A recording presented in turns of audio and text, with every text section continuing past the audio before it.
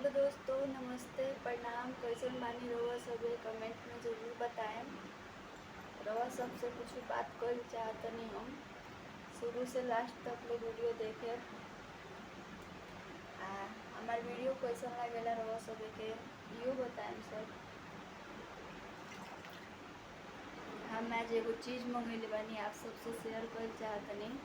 आप लोग वीडियो में बनल रहे लोग। भाई देखी सबे, आज हम मंगैनी हटे फ्लिपकार्ट से। वो सब मंगा सकतनी अगर वो सबके ज़रूरत बा तो। बहुत कम प्राइस में मिल जाता है, केहू भी मंगा सकता। ऐसा बात नहीं है कि बड़े बड़े यूट्यूबर लोग मंगाई लो, हमियों के मंगा सकते हैं। बहुत कम से कम बहुत प्राइस बा, 400 रुपया के।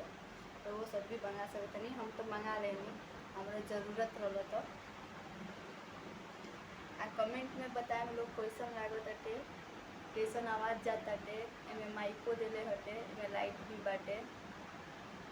कमेंट में ज़रूर बताएं। बस इतने आज के लिए, बाय बाय।